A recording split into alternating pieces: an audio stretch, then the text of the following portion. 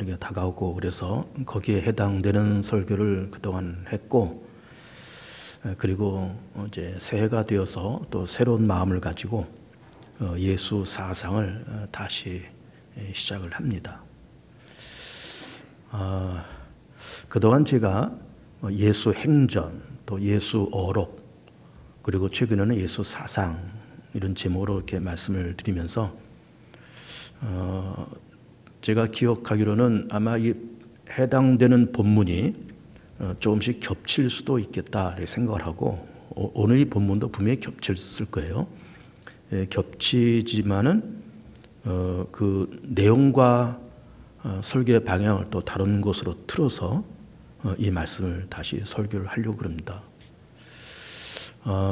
사실은 이 마태복음 16장에 있는 이 나를 따라오려거든 자기를 부인하고 자기 십자가를 짊어지고 나를 따라오라 라는 이 말씀은 사실은 굉장히 어떻게 보면 참 쉽게 들리는데 짧은 한 절이잖아요. 나를 따라오려고 그러느냐? 너를 부인하고 십자가 짊어지고 따라와.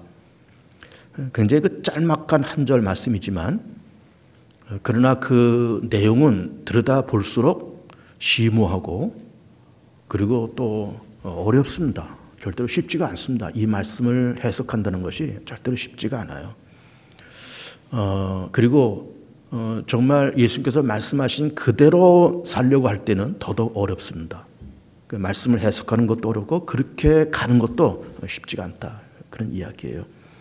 그는 어쨌든 이 말씀을 하나씩 하나씩 해석하면서 그렇게 가보도록 하겠습니다. 오늘 이 말씀의 핵심은 일단 나를 따라오려거든 너를 부인하고 너의 십자가를 짊어지고 나를 따라와라, 그런 말씀이 있잖아요. 그리고 또 너는 하나님의 일을 생각하지 않고 사람의 일을 생각한다 하면서 베드로를 꾸짖는 말씀도 나오고, 그리고 자기 목숨을 구원하고자 하면 잃을 것이고 또 나를 위해서 자기 목숨을 잃는 자는 찾을 것이다 라는 이런 말씀, 그리고 여기 있는 모든 사람들이 인자가 그 영광을 가지고 올 것을 보는 자도 있다라는 말씀이 그 뒤에 쭉 나와 있지만, 그 말씀까지 다 해설하려면은 굉장히 내용이 방대해서 오늘은 십자가에 대한 설교만 하겠습니다. 나를 따라오려거든 너를 부인하고 네 십자가를 짊어지고 따라와라. 사실 이 짧은 한 절 말씀도 이렇게 한 번의 설교로 다 하기가 사실 굉장히 버거워요. 굉장히 내용이 방대하고, 뭐 따라온다고 하는 것 하나를 설교를 해도 뭐 1시간 갈 거고, 자기 일을 부인한다고 하는 것도 굉장히 방대한 내용이고, 자기 십자가를 짊어진다는 것도 사실 굉장히 방대한 얘기를 해야 되는 건데, 어쨌든 요약하고 요약해서 이 말씀을 이 1시간에 말씀을 드리고자 합니다. 먼저는 이 말씀을 이제 보면 이제 세 단계로 나눠져 있다라는 것을 볼 수가 있어요. 첫째는 나를 따라오려거든 이런 말씀이고, 두 번째는 너를 부인하고, 그리고 너의 십자가를 짊어지고 나를 따라와라, 이렇게 세 단락으로 구분을 해 볼 수가 있습니다. 그런데 이제 이 본문을 가만히 듣다 보면 예수님께서 좀 쉽게 말씀하시면서 나를 믿으려고 그러느냐? 그러면 너를 부인하고 네 십자가를 짊어지고 나를 따라와, 이렇게 말씀하셔도 좋을 것 같은데, 믿음이라고 하는 말씀을 하지 않고 나를 따라오려거든 이란 말씀을 하시는 거예요. 그래서 믿음은 뭐고 그럼 따라간다는 것은 뭘까? 이걸 우리가 구분을 좀 해야 되겠습니다. 사실은 따라간다고 하는 말씀과 믿음이란 말씀을 이렇게 놓고 볼 때, 믿음이란 말씀이 더 방대한 주제고 그리고 더 중요한 주제인 거죠. 근데 예수님께서는 따라간다라는 말씀을 꺼내신 거예요. 왜 그럴까? 이것도 우리가 좀 알아야 될 텐데, 일단 믿음이라고 하는 걸 먼저 얘기한다 그러면은, 믿음은 어쨌든 성경의 가장 핵심적인 교리가 믿음이에요. 구약에서의 중심적인 개념도 믿음이고 신약의 중심적인 개념도 믿음인 겁니다. 그리고 우리는 믿음으로 구원받는 것이고, 그러면서 이신칭의, 믿음으로 말미암아 칭의, 의롭다함으로 일컬어진다, 그런 얘기 있잖아요. 그래서 믿음이라는 것이 굉장히 방대한 주제고, 근데 예수님께서 믿음으로 믿으려면은 너를 부인하고 네 십자가 짊어지고 나를 따라와, 이렇게 말씀하시면 좋을 텐데, 따라오는 따라오려거든 이란 말씀을 먼저 꺼내신 거예요. 그럼 믿음은 뭐고 따라간다는 말이 뭘까? 자, 믿음은 굉장히 방대한 주제라고 그랬습니다. 그 방대한 주제 가운데 따라간다고 하는 것은 그 믿음이란 주제의 한 부분을 얘기를 하는 거예요. 그 안에 들어가 있지만, 따라간다고 하는 것이 믿음 안에 들어가 있지만 그 믿음 안에 믿음을 설명하는 한 부분이 따라가는 거다, 이렇게 볼 수가 있는 거예요. 그러면서 어떻게 보면은 믿음이라는 큰 주제에 뭐 따라간다는 것도 있고 순종도 있고, 그리고 또 겸손함도 있고, 또 신실함도 있고, 성결함도 있고, 뭐 복종도 있고, 여러 가지 개념이 있는데 그 중에서 따라간다라고 하는 주제는 여러 개념 가운데 가장 중요한 개념이고 가장 상위의 개념이다, 이렇게 볼 수가 있는 거예요. 이런 개념 저런 개념 가운데 가장 상위 있는 개념이 따라간다라는 그런 개념이다, 이렇게 볼 수가 있는 겁니다. 예를 들면 이제 양궁에서 그 양궁의 그 관역을 보면은 제일 중심에 있는 그 원이 이게 10점입니다. 그리고 조금 넓은 원은 이제 9점, 8점 이렇게 돼요. 그러면서 이 큰 원을 이제 벗어나면은 이제 점수가 없는 것이고, 그러면서 이 작은 원, 가장 가운데는 작은 원이 점수가 제일 많은 거죠. 그래서 믿음이라는 개념이 그렇게 여러 개념이 있는데 그 중에서 가장 중심되고 가장 높은 점수를 받을 수 있는 그 개념이 따라간다라고 하는 그런 개념이다, 그런 이야기예요. 예를 들면 이렇습니다. 예수님 주변에는 참 많은 사람들이 있었어요. 예를 들면 우선은 예수님 주변에 가장 가까이 있었던 사람들은 예수님과 함께 했던 세 제자입니다. 베드로, 야고보와 요한. 예수님께서 늘 중요한 곳에 가실 때, 특별히 그 변화산에도 마찬가지고 어떤 중요한 곳에 가실 때는 이 세 사람들과 항상 동행하셨어요. 그리고 12 제자들과 함께 뭐 의논도 하시고 뭐 이렇게 사역도 하시고 이제 그렇게 하셨겠지만은 중요한 것을 얘기할 때는 이 세 사람들과 함께 협의하시고 그렇게 하셨다, 이렇게 볼 수가 있는 겁니다. 그럼 예수님 주변에 가장 중심적인 사람 베드로와 야고보, 요한, 그리고 조금 그 옆에 12 제자, 또 그 주변에 또 70인의 전도단들, 그리고 120문도, 그리고 500여 성도, 그리고 그 나머지는 뭘까요? 허다한 무리, 이렇게 있는 거예요. 이걸 이제 하나의 양궁의 관역처럼도 볼 수 있겠지만은 어떤 피라미드 모습으로도 우리가 생각해 볼 수 있는 겁니다. 가장 정점에 예수님이 계시고 그 밑에 그 뾰족한 부분에 베드로와 야고보와 요한, 그리고 12 제자, 70인 성도, 그리고 500여 문도, 120문도, 500여 문도, 그리고 맨 밑바닥에 허다한 무리들, 이렇게 있는 거예요. 피라미드처럼도 될 수 있고 이걸 양궁의 관용으로도 볼 수 있고 이제 그렇게 될 수 있다라고 하는 것이고, 결국 모든 믿음이라는 개념 속에 가장 정점에 있고 가장 중심에 있는 그런 개념이 따라간다는 그런 개념인데, 그래서 예수님께서 따라오려거든 너희가 너를 부인하고 네 십자를 짊어지고 나를 따라와라, 이런 말씀을 하시고 있는 겁니다. 그러니까 믿음이라고 하는 것도 정말 마음을 다하고 성품을 다하고 내 목숨을 다하고 내 물질을 다 바쳐가면서 시간을 다 바쳐가면서 그러면서 믿는 것도 믿음이고, 좀 속된 말로 건성건성 이렇게 왔다 갔다 하는 믿음도 그것도 믿음이에요. 어쩔 수 없습니다. 그것도 믿음이고, 정말 목숨 바쳐 믿는 것도 믿음이고, 덜렁덜렁 건성건성 다니는 것도 믿음이고, 그런 겁니다. 예를 들면 우리 개봉중앙교회가 한 400~500명 모이는 그런 교회잖아요. 그리고 요즘 이제 우리 교육자들과 직원들이 요람을 계속 만들고 있습니다. 지금 전자 요람을 만들고 있는데, 그래서 이제 전자 요람을 기왕 만드는 김에 우리 교족부를 다 지금 정리를 하고 있는데, 요즘 이제 수고들 많이 하고 있어요. 교족부를 정리하고 있는데 이제 그 하는 얘기가 그런 겁니다. 목사님, 우리 교회 지금 교족부에 인원이 수천 명이 있다는 거예요. 수천 명이. 근데 깜짝 놀랐습니다. 왜 교족부에 수천 명이 있는가 이렇게 물어봤더니 그간에 하여튼 개봉중학교를 한 번이라도 거쳐간 사람들, 그분들이 지금까지 수천 명이 이렇게 있다는 거예요. 그러니까 예를 들면 우리 교회가 50년 전에 개척됐을 때부터 뭐 오고 가시고 오고 가고 뭐 또 돌아가신 분도 계시고 그런 분들 다 합치면은 수천 명이 있다는 거예요. 그래서 그 교족을 다 정리하고 뭐 돌아가신 분들 또 뭐 이사 가신 분들 그거 다 빼고 정리를 지금 해나가고 있는 중이에요. 그럼 보세요. 어쨌든 우리 한 400~500명 있고 또 교족부 있는 분까지 다 합치면 그야말로 수천 명 이렇게 있어요. 이렇게 있습니다. 또 그 가운데 또 우리 6분의 장로들이 계시고 그리고 또 은퇴 장로들이 계시고 그리고 또 안수 집사님, 권사님, 항종들이 계시고 서리 집사 이렇게 있습니다. 그래서 우리 재직이 한 300여 명 그렇게 돼요. 항전직만 해도 한 7~80명 그렇게 됩니다.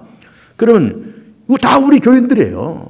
우리 장로님도 우리 교인이고 뭐 우리 항전직 우리 다 교인이고 서리 집사님도 다 우리 교인이고 영화부에 있는 어린 생명도 다 우리 교인들이고 그리고 참 미안하지만 건성은 거성 왔다 갔다 하는 분도 우리 교인이고 다 우리 교인들이에요. 나름대로 다 믿음들이 있습니다. 뭐 장로님들만 믿음 있는 것이 아니라 그냥 초신자들도 나름대로 믿음이 있고 이제 등록한 지 뭐 도주밖에 안 된 분도 어쨌든 나름대로 다 믿음이 있어요.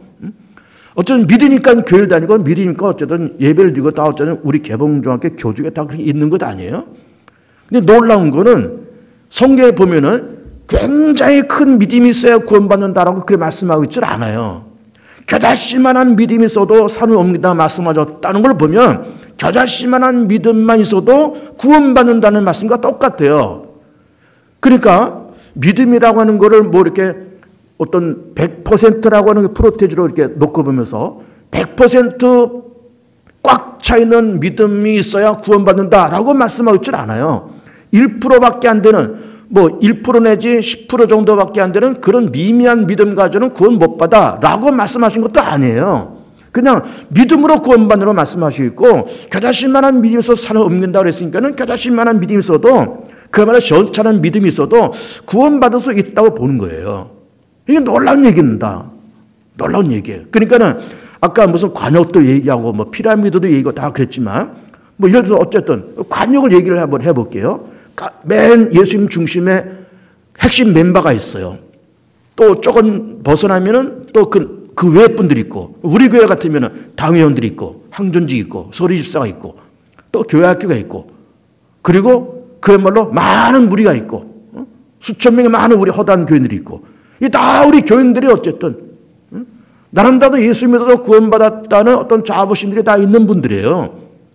그러니까 믿음이라고 하는 것은 큰 믿음이 되었던 작은 믿음이 되었던 믿음을 통해서 구원받는 데는 별 문제가 없습니다. 별 문제가 없어요. 뭐 그냥 재산 바치고 뭐 꼭 내가 장로가 돼야 되고 꼭 내가 뭐 권사가 돼야 되고 전 재산 갖다 바치고 하루에 뭐 2~3시간씩 기도하고 큐티하고 뭐 교회에서 시키는 일이 뭐 1년에 몇몇이 전도하고 그래야 구원받는다라고 말하고 있질 않아요. 다 어쨌든 겨자씨만한 믿음이 있어도 산을 옮기고 겨자씨만한 믿음이 있어서 구원받는다는 말씀을 하시고 있는 거예요. 세례식을 이렇게 줄 때 이제 항상 제가 묻는 질문이 있습니다. 예수님께서 그렇게 우리를 위해서 그래 죽으셨는데 형제를 위해서 죽으셨음을 믿습니까? 제가 이렇게 묻고 하나님의 살아계신 것을 믿습니까?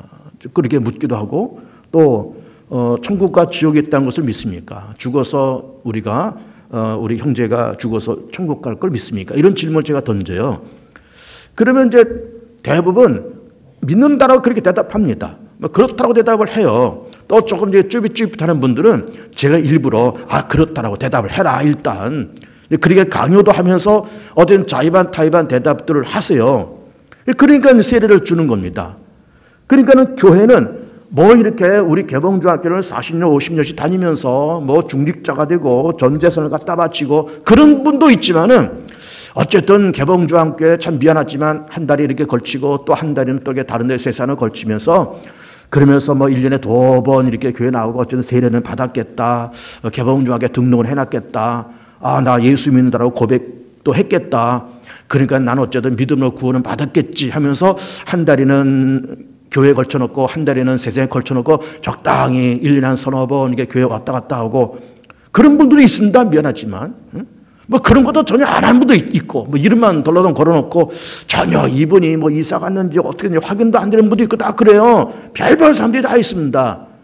그리고 어쨌든 믿음이라고 하는 것이 굉장한 믿음이 있는 분도 있고 저는 세상 말로 그냥 건성건성 다니는 그런 믿음도 있습니다.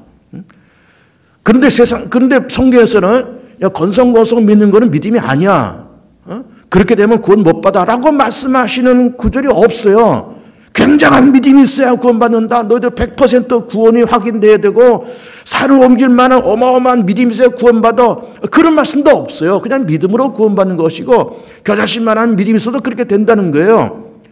그러니까 우리가 좀 안 됐지만 건성건성 뭐 예수는 어쩌든 내가 믿으니까 내 세례도 받았고 또 믿는다고 고백도 했고 개봉주학에 등록도 해놨고 그러니까는 나는 구원받았고 어쨌든 나는 뭐 천국 가겠지라고 막연하게 생각해도 괜찮습니다. 사실은 괜찮아요. 구원받는 데는 별 문제가 없어요. 모르겠어요. 하나님께서 어떻게 판단하실지. 그리고 구원받는데 일단은 성경적으로 보면은 문제는 없습니다. 뭐 그렇게 교회 핵심 멤버가 되건 뭐 허다한 무리 가운데 있건 피라미드 정점에 있건 아니면 피라미드 밑바닥에 있건 뭐 그냥 구원받아서 하나님의 자녀 되는 거는 큰 문제는 없다고 봅니다. 일단은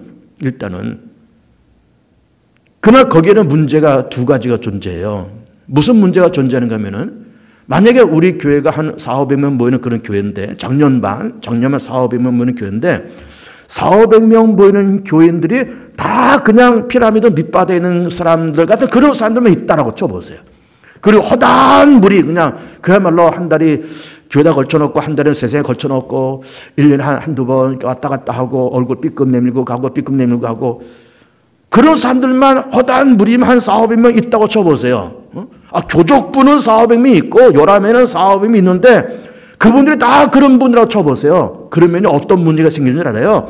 본인들이야 뭐 구원받는데 문제 없다고 말하는지 모르지만 교회가 이게 유지가 안 됩니다. 교회가 유지가 안 돼요.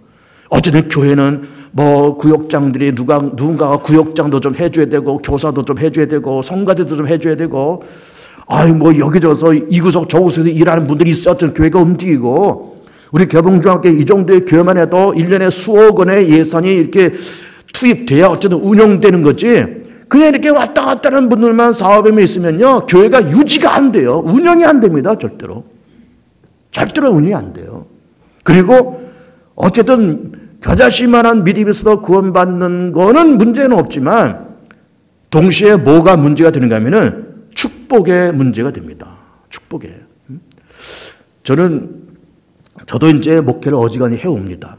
제가 이렇게 뒤돌아보니까 28살 때 교육전도사를 시작해서 32살에 목사 안수를 받고 그리고 33살부터 담임 목회를 시작을 했어요. 그러니까 제가 올해로 담임 목사 32년 차예요. 어지간히 해오고 있지 않습니까?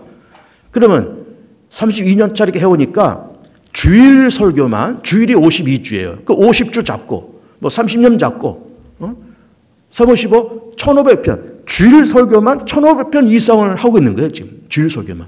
그리고 32년 차 담임 목회를 해오고 있고 그러면서 우리 개봉중학교도 지금 제가 16년 차가 그렇게 돼요. 그러니 뭐 이렇게 우리 개봉중학교도 한 16년 차 다른 곳에서도 이렇게 하면서 많은 이런 부류의 사람들 저런 부류의 사람들 별별 교인들 다 내가 보고 경험하고 이렇게 보면서 내가 느껴지는 그 한 가지 결론이 있습니다. 뭔가 하면은 교회야 뭐 그냥 등록해 놓고 이렇게 다니고 예수 믿는다 그러고 세례받고 그러면 그야말로 참 내가 볼 때도 참 시원찮은 믿음이고 야 정말 저런 믿음 갖고 정말 구원받을 수 있을까라고 그렇게 생각되지만 어쨌든 성경에서는 겨자씨 만한 믿음도 구원받는다 그랬으니까 산을 옮기다 그랬으니까 뭐 그렇게 왔다 갔다 하는 사람도 구원받는 데 문제는 없는데 뭐가 문제가 되는가 하면은 축복과 문제가 되더라고요. 축복과. 그렇게 정말 시간 바치고 자기 열과 정성을 바쳐서 그렇게 교회 봉사하고 예배 생활하고 헌신하고 물질로 시간으로 정성을 다해서 그렇게 하는 사람들 물론 구원받는데 동시에 본인이 잘 되고 자손들이 잘 되고 그 집안이 잘 되고 축복받고 그러나 그렇지 않고 이렇게 덜렁덜렁 왔다 갔다 하는 사람들은 뭐 그렇게 해서 그야말로 뭐 구원받는 데는 뭐가 문제가 되어 있습니까? 그러나 축복과는 이게 또 다른 거예요. 축복을 이긴다 그러면 또 문제가 다릅니다. 그의 인생도 그렇고 그의 자녀들의 삶에도 그렇고 축복과는 또 이게 별개의 문제더라 그 말이에요. 그러니까 우리가 예수를 믿는다고 하는 것이 구원받기 위해서도 내가 예수 믿고 그렇게 되겠지만 이 예수를 믿는다고 이 믿음의 질, 믿음의 농도가, 믿음의 퀄리티가 클수록 축복의 퀄리티도 크다 그 말이에요. 믿음의 퀄리티가 낮을수록 축복의 퀄리티가 낮더라 그 말이에요. 이걸 제가 30여 년 목회하면서 직접적으로 내가 그 현장에서 본 경험이에요. 이건 틀림이 없어요.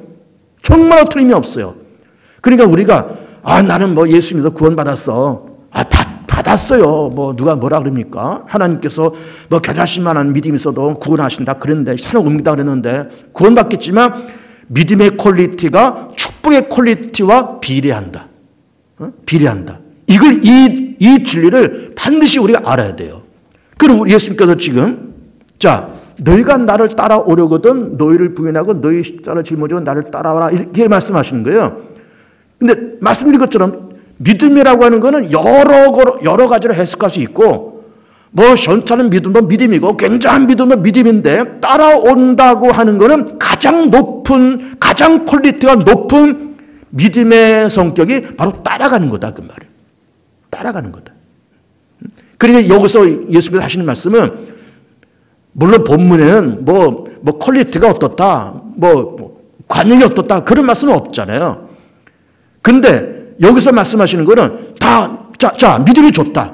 믿음을 뭐 양궁의 관용으로 생각해도 좋고 피라미드로 생각해도 좋고 다 좋은데 피라미드 맨 밑바닥에 있느냐 좀 중간으로 와. 중간에 있느냐 좀 높은 데로 와. 허다한 물이 있느냐 그러지 말어. 이제 한 1점으로 와. 1점, 2점으로 와. 2점, 3점으로 와. 점점 해서 9점, 10점으로 와. 그러면서 언제나 믿음의 퀄리티를 높이고 믿음의 등급을 높이라는 말씀을 하시면서 최상위의 등급이 따라오는 거라고 그렇게 말씀하시고 있는 거예요. 나를 따라와라. 이게 가장 퀄리티가 높은 믿음이고 가장 높은 등급의 믿음이다. 이런 말씀을 지금 하시고 있는 겁니다.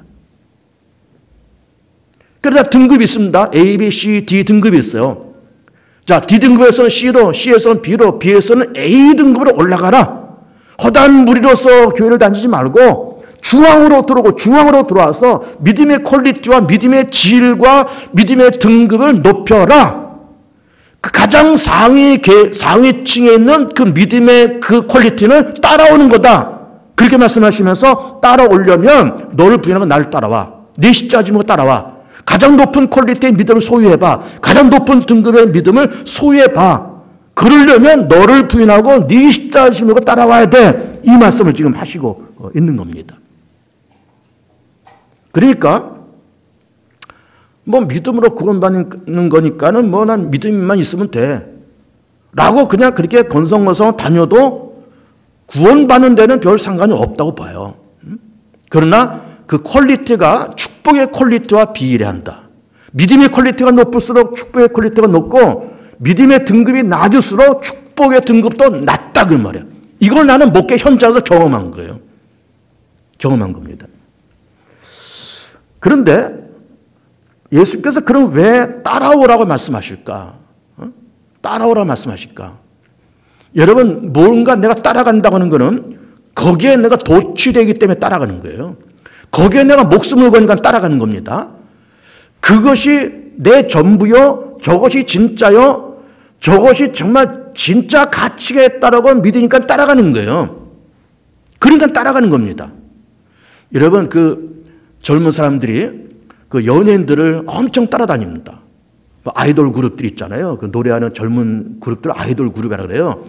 이 아이돌 그룹이 한번 이렇게 떴다 그러면은 막 이 뭐 10대, 20대 초반 젊은 사람들이 막 그냥 구름대 같이 몰려드는 거예요. 뭐 연예인들이 타고 다니는 그 뭐 이렇게 자동차 거기 막 에워싸고 어떤 여학생들은 뭐 자기가 좋아하는 어떤 연예인, 자기가 좋아하는 어떤 가수가 사는 집 앞에 이 추운 겨울에 꽃다발 하나 들고 그냥 자기가 좋아하는 오빠한테 꽃다발 하나 선물하려고 밤을 샌다는 것 아니에요?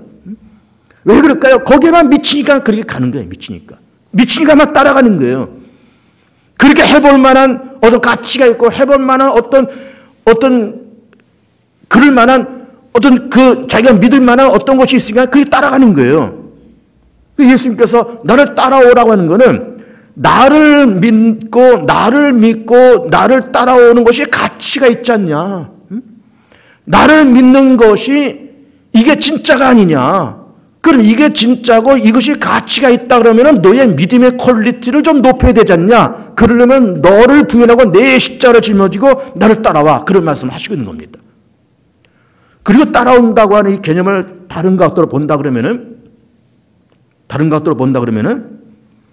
어쨌든 예수님을 믿을 만한 가치가 있고 따라갈 만한 어떤 퀄리티가 있다 그 말 아니에요? 그러면 내가 예수 믿고 교회 다니면서 이른바 신앙생활 해가면서 이게 내가 예수를 믿는다고 하는 것이 가슴 떨리는 일입니다. 사실은. 가슴 떨리는 일이에요. 여러분 우리 교우들 여기 좀 앉아있고 또 영상으로도 예배를 드리고 계시겠지만 여러분 예수 믿는 것이 가슴이 떨리지 않나요? 그냥 뭐 오늘 주일이니까 어쨌든 한번 그냥 가보자. 그러면서 오셨는지요? 아니 정말 예수 믿는 것이 가슴 떨리는 일인지요? 사실은 예수 믿는 것이 가슴 떨리는 일입니다. 사실은. 왜 그럴까요?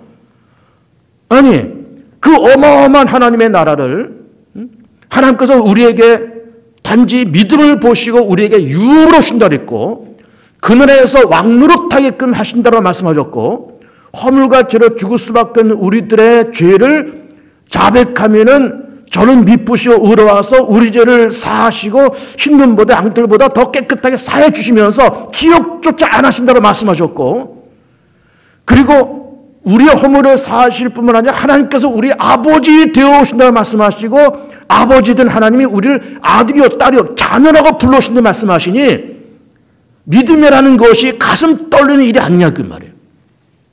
우리가 세상을 그래도 어제 살았습니다. 저만 해도 벌써 60 중반을 지나가요. 그러면은 평균 나이 80 중반 잡으면은 불과 얼마 안 남은 거예요. 저만 해도 불과 얼마 안 남았어요.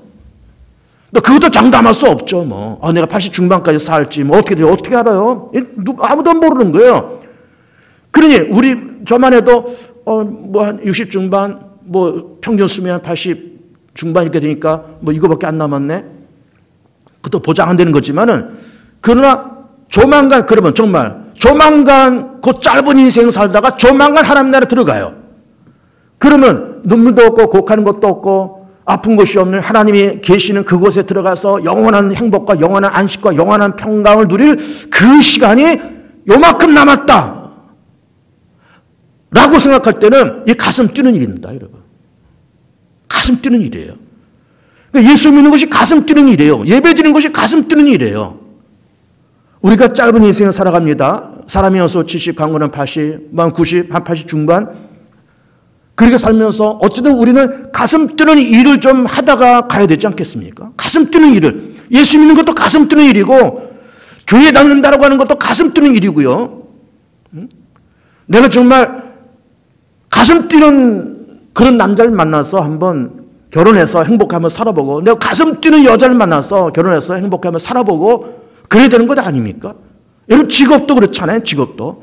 그냥 한번 우리가 직업 구할 때 직장 구할 때 특별히 우리 젊은 사람들이 이거 내가 그래도 대학을 나온 사람이고 요즘 이게 고소득 사회에 내가 저기 허름한 이런 일을 해도 돼.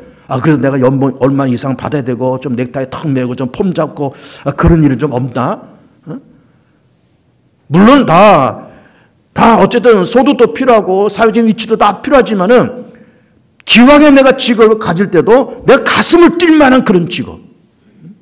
가슴이 뛰는 그런 직업. 비록 높은 연봉은 아니고 그리고 많은 벌이는 되지 못할지라도 내 가슴 뛰는 일을 좀 해보다가 세상을 좀 떠나야 되지 않겠습니까? 그렇잖아요. 가슴 뛰는 그런 일을 해보다가 비록 내가 시장에서 짜장면을 볶아서 파는 일이라 그럴지라도 이거 가슴 뛰는 일이야 내가. 이건 내가 맛있게 만들어서 파는 거, 이 가슴 뛰는 일이야. 시장에서 왔다 갔다 하는 우리 광명 시민들이 와서, 그 5,000원짜리 짜장면 하나 맛있게 먹어. 나 이걸 만드는 사람이고, 우리 손님들 와서 맛있게 먹고, 이 가슴 뛰는 일이야. 그러면은 짜장면 만들어 파는 일도 그런 가슴 뛰는 일을 한번 우리가 해봐야 되지 않냐, 그 말이에요. 비록 그것이 벤처기업이라 그럴지라도, 벤처기업에 성공할 확률이 그리 높지는 않아요. 그리 높지 않습니다. 이렇게 해서 망가질 수도 있어요. 그러나 그 가슴 뛰는 일이라 그러면 한번 해볼 만한 것 아닙니까? 그런 배짱과 그런 소신과 그런 소망이 있어야 되는 것 아니에요? 우리가 기왕 살다 가는 건데 믿음도 좀 가슴 뛰는 믿음을 좀 믿음 생활 해보고 교회 생활도 가슴 뛰는 교회 생활 좀 해보고 내가 가정도 가슴 뛰는 그런 가정을 좀 만들어보고 내 직업도 가슴 뛰는 그런 직업을 가지면서 가야지 그냥 밥이나 먹으려고 뭐 직장 구하고 뭐 이렇게 저렇게 눈치 보면서 그렇게 하면서 그냥 밥이나 축내다가 갈 수는 없는 노릇이 아니냐 그 말이에요. 여러분 요즘에 본캐 부캐란 말을 합니다. 본캐 부캐. 요즘 트렌드에 이제 그런 말들 많이 해요. 여러분 그 말이 뭔지 압니까? 본캐 부캐 그 캐는 그 캐릭터의 앞자를 따서 캐라고 그래요. 그래서 본캐는 그냥 일상적으로 보이는 나. 그래 여기 이제 박정호 목사에 서 있잖아요. 일상적으로 보이는 박정호 목사 이게 본캐예요. 개봉중학교 담임 목사 박정호 이게 본캐예요. 본 캐릭터. 캐릭터라는 말은 어떤 성격, 성품, 어떤 역할 그런 뜻이잖아요. 본 캐릭터는 박정호 목사예요. 그러나 부캐, 더불어서 따라가는 어떤 캐릭터. 그런 것도 있다 그 말이에요. 그러면서 요즘 이제 보통 젊은 사람들이 직업을 2개, 3개씩 요즘 갖는답니다. 그래서 본캐는 뭐 어느 회사의 직장인이에요. 본캐는. 그러면서 부캐를 2개, 하나, 둘 갖고 있는 거예요. 그러면서 자기 직업이 끝나면 그 다음에 다른 일을 하는 거예요. 그 다른 일을 하면서 돈을 벌리든 어떻게 되든 그러면서 이것이 정말 가슴 떨리는 그런 본캐가 가슴이 떨리는 본캐를 갖든지 본캐가 그런 것이 아니라 그러면 정말 가슴 떨리는 부캐를 가져서 그러면서 자기 인생을 그야말로 풍성하게 자기 인생을 즐기고 자기 인생을 풍요롭게 만들고 그러면 자기를 어떤 자존감을 높이고 그렇게 하면서 젊은 사람들이 살아간다는 거예요. 여러분 그 개그맨 이경규 씨를 아시죠? 뭐 이미 잘 알려진 분이고 우리 그분을 안 지가 꽤 됐어요. 아마 수십 년이 됐잖아요. 이경규 씨가 그분이 이제 처음에는 개그맨으로 출발했어요. 하다가 이제 말을 잘하고 이분이 그러니까 그 다음에 이제 여러 프로그램에서 사회도 보고 그랬어요. 그런데 그분이 그렇게 이제 개그만 하는 것이 아니라 영화도 몇 개 만들었습니다. 근데 그분이 만든 영화가 대부분 흥행에 실패했어요. 근데 이분이 어느 프로그램에 나왔습니다. 사회자가 짓궂은 질문을 하는 겁니다. 이경규 씨. 이경규 씨는 이렇게 오래전에 우리 한국 사회에서 개그맨으로 등장해서 개그맨으로서는 성공하고 또 방송 진행자로서는 성공했는데 이렇게 영화는 몇 편 만들었지만 그 영화는 다 흥행에 실패하고 이제 손해 보고 그랬지 않습니까? 그럼에도 불구하고 영화를 계속하는 이유가 뭡니까? 이렇게 물어봤어요. 그때 이경규 씨가 놀라운 얘기를 했습니다. 저는 그분의 그 얘기를 듣고 그분을 다시 봤어요. 야, 그냥 이분이 이렇게 프로그램 나와서 이게 시시껄렁한 얘기나 하고 잡담이나 하고 개그나 하고 그런 사람인 줄 알았는데 야, 인생관이 있고 철학이 있는 사람이로구나라는 걸 봤어요. 그렇게 질문하는데 이분이 뭐라고 얘기하는가 하면은 개그는 내가 직업이고 개그는 직업이고 영화는 내 인생입니다. 이런 얘기를 하는 거예요. 놀라운 얘기 아닙니까? 그러니까는 본캐 부캐를 그분이 거기서 말을 하고 있지 않지만 자기의 본캐는 그렇게 이렇게 개그하고 방송에서 사회 보다 그렇게 하지만은 자기의 부캐는 그 영화를 만드는 거라는 거죠.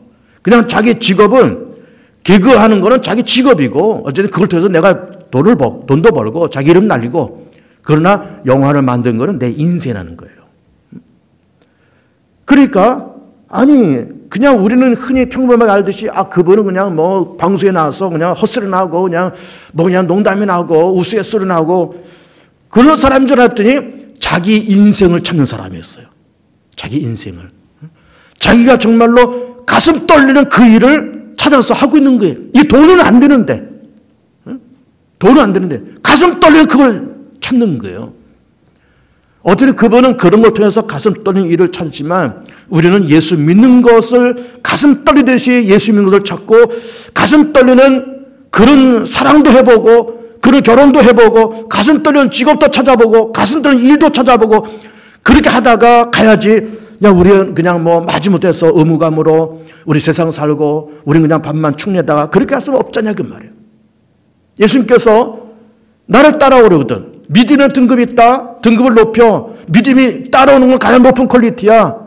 근데 그렇게 하려면 너를 부인하고 내 십자가를 짊어지고 나를 따라와. 이런 말씀을 하시고 있는 거예요. 장례신학대학을 들어갔습니다. 그리고 들어갈 때도 참 가슴 떨리는 마음으로 들어갔어요.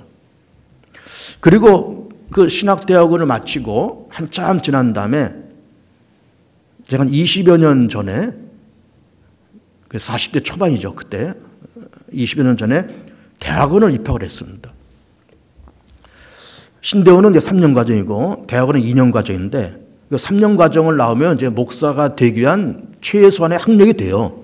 그 이상은 해도 되고 안 해도 되고 그건 본인 마음이에요.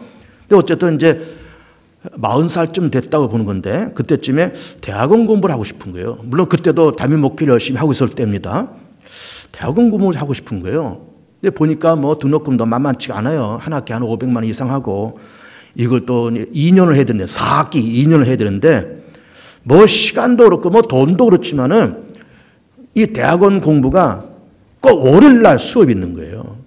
그 월요일은 이제 목사들이 쉬는 날이고 그러니까 어쨌든 비는 시간이니까는 그때 강의를 받으러 와라 그 말이에요. 월요일 날만 이제 강의가 있는 거예요. 근데 이 공부가 만만치가 않습니다. 아침 한 9시부터 시작해서 거의 저녁 7시, 8시 대에 끝내요.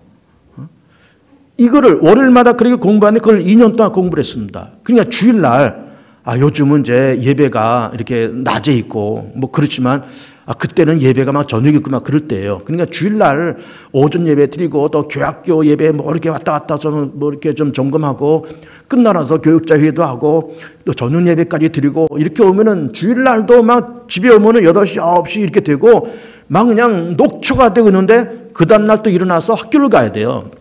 저 광장동 워컬 밑에 있는 거기까지 또 차를 몰고 가야 돼요. 그러니 그거를 하는데 몸은 피곤하지만 주일 저녁에 몸은 피곤하지만 내일 가서 그 교수님을 모셔놓고 우리가 이러이러한 공부를 한다. 그러면서 이걸 생각하니까는 주일 저녁부터 가슴이 뛰더라고요. 몸은 피곤한데 월요일 하루 종일 강의 듣는 것도 정말 몸은 피곤한데 가슴이 뛰는 거예요. 여러분 대학원 공부가 대략 어떻게 진행되는가 하면은 이게 교수 한 분, 어떤 과목당 교수 한 분을 모셔놓고 그리고 공부하는 학생들이 뭐 많아봐야 5명, 6명, 7명 이렇게 되는 거예요. 그러니까 이렇게 뭐 그야말로 스터디 그룹 같이 이렇게 하는 거예요. 그야말로 구역 예배 같이 이렇게 드리는 거예요.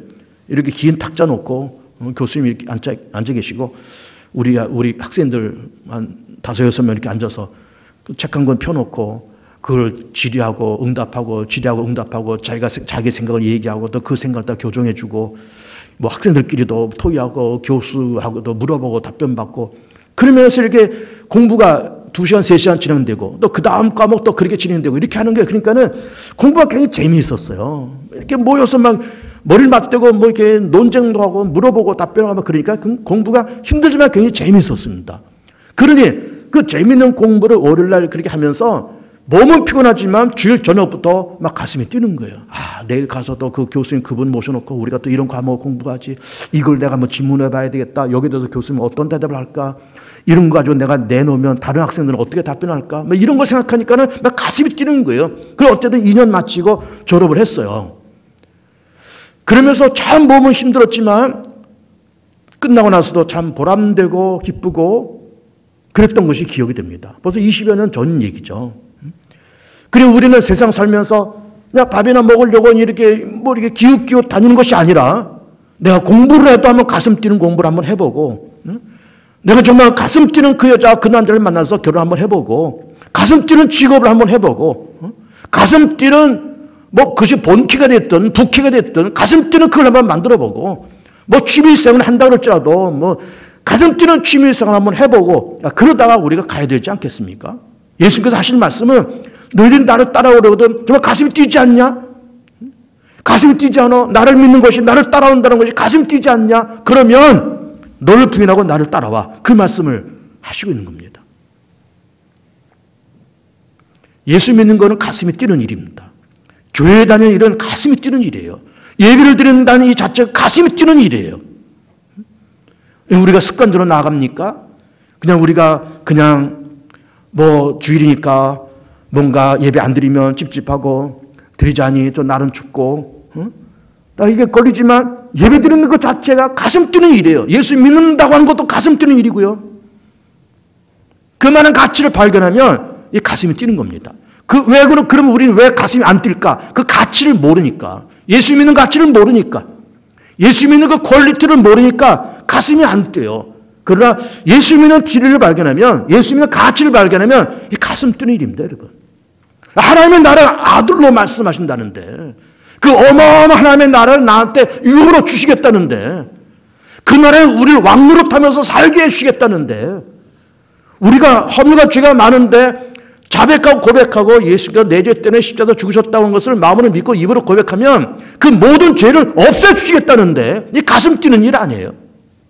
그 가치를 모르니까 우리가 예수 믿는 거를 건성건성하고 그냥 허다한 무리처럼 발 하나는 그냥 교회에 걸쳐놓고 하나는 세상에 걸쳐놓고 적당히 나 세례받았어. 나 개봉운동학에 등록해 있어. 어쨌든 나는 뭐 구원받았겠지. 그렇게 믿는 건 아닐까요? 물론 그렇게 믿어도 구원받는 데는 별 문제가 없을 겁니다. 우리 하나님이 야 너 시원찮게 믿었어. 너 한 발은 교회 갔다 놓고 한 발은 세상에 있었지. 뭐 나쁜 놈이다. 뭐 죽는 놈이다. 살리는 놈이다. 그렇게 말씀하신 하나님은 아니실 거예요.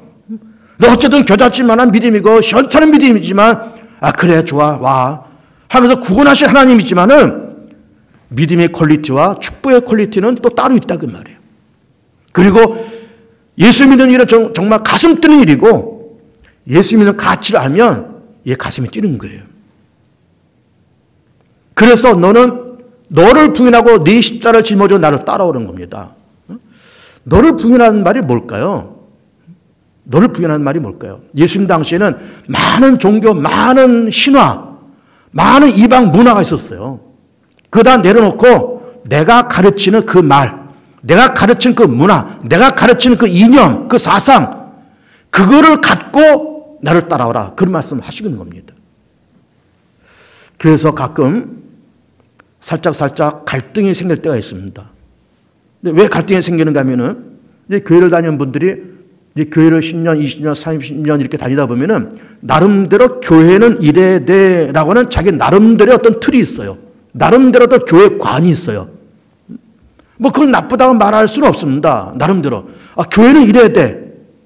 근데 실제로 담임 목사가 본인들이 생각하는 그런 틀에 맞지 않는 그런 목표를 한다더니 그러면은 이게 목사와 갈등이 생기고 교회와 갈등이 생기는 거예요. 우리 개봉중학교는 이런 걸 안 해. 우리 담임 목사는 이런 걸 못 해. 자기가 생각한 그 틀에 안 맞는다는 거죠. 그래서 갈등이 생기고 그러다가 뭐 교회를 떠나기도 하고 그런 일이 가끔씩 생겨요. 이게 안타까워요. 안타깝습니다. 물론 자기 틀이 있겠죠. 뭐 그건 나쁘다고 말할 수는 없어요. 그러나 교회는 그분이 생각하는 그 틀에 맞추는 것이 교회가 아니잖아요.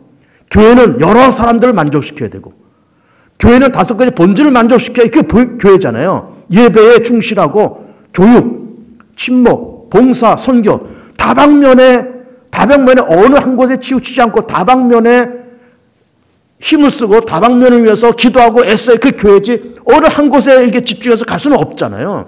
어떤 특정한 사람의 캐릭터에 맞춰서 교회가 거기 비율을 맞추려고 거기가 그렇게 갈 수는 없는 거잖아요. 근데 이제 그러지 안 맞는다 해가지고 갈등도 생기고 교회를 나가기도 하고 그런 일이 생기는 거예요. 예수님께서 그 말씀하신 겁니다. 나를 따라오고 싶어? 네가 갖고 있는 그 틀을 한번 내려놔봐. 너 지금까지 많은 종교를 경험해봤지? 많은 이념도 경험해봤지? 일단 난 내려놔봐. 많은 신화 다 들어봤지? 다 내려놓고 내가 하는 말과 내가 가고자 하는 길과 내가 가르치는 그 방향으로 한번 가봐. 그 말씀을 하시고 있는 거예요. 그러면서 네 십자를 짊어지고 나를 따라와 말씀합니다. 네 십자가 뭘까요? 사명이에요. 사명. 의무감을 갖고 사는 사람하고 사명감을 갖고 사는 사람은 다릅니다. 여러분. 예를 들어서 우리 교회 교사가 있고 또 구역장도 다 그래요. 뭐 교회만이 아니라 일반 사회에서도 다 직원들이 다 이게 있습니다. 그런데 똑같은 일도 사명감을 갖고 일을 하는 사람하고 의무감을 갖고 일을 하는 사람은 다릅니다. 의무감을 갖고 일어나는 사람은 조금 시간 지나가면 권태가 나고, 그리고 의무감을 떠나서 그 다음에 뭐가 오는가 하면은 피곤함이 찾아와요. 의무적으로 하다 보니까 피곤함이 찾아와요. 무의미해지고 피곤해지고 권태스럽고. 그러나 사명감을 갖고 사는 사람은, 사명감을 갖고 일어나는 사람은 피곤과 권태가 오지 않습니다. 그러면서 뭐가 오느냐? 기쁨과 보람과 감격이 와요. 사명감 갖고. 그리고 일의 퀄리티가 달라요. 일의 결과도 다릅니다. 일의 성과도 달라요. 예를 들면 우리 교사들이 의무감을 갖고 교사하는 사람하고 사명감을 갖고 교사하는 사람은 다릅니다, 여러분. 그 나오는 결과가 달라요. 구역전도 마찬가지. 의무감으로 하는 사람하고 사명감 갖고 하는 사람은 그 퀄리티도 다르고 나타나는 결과도 달라요. 여러분, 목회도 그렇지 않겠습니까? 저도 목회하는 사람인데, 목사니까 뭐 어쩔 수 없이 또 오늘도 교회 나가서 설교해야 되고, 뭐 어쩔 수 없이 또 내가 한 달 또 때워야 되고, 그 의무감을 갖고 목회하는 사람하고 사명감을 갖고 보람을 갖고 하는 사람하고는 일의 결과와 성과와 퀄리티가 다릅니다, 여러분. 절대로 달라요. 이게 교회만 그럴까요? 일반 세도 마찬가지예요. 행복한 사람은 누가 행복한 사람일까? 내가 가야 할 사명을 찾고 내가 가야 할 길을 찾고 정말 까무러칠 만큼 그런 기쁨과 까무러칠 만큼 가슴 떨리는 그런 일과 가슴 떨리는 자기 사명을 발견하는 사람은 행복한 사람이에요. 그 사람이 행복한 사람이에요. 돈이 많고 뭐 사회적으로 성공한 사람이 행복한 사람이 아니라 가슴 떨리는 자기 사명을 발견하고 그거를 붙들고 보람과 감격을 갖고 가는 그 사람이 행복한 사람이에요. 예수님은 그걸 말씀하신 겁니다. 나를 따라올래? 너를 부인해봐. 내려놔봐. 그리고 너 가슴 떨리는 사명을 품고 나를 따라와봐. 그 말씀을 하시고 있는 겁니다. 행복하시고 건강하시고 유익한 인생을 되시고 자기 십자가 짊어지고 주님을 따라가는 복된 교우들 되시길 축복합니다.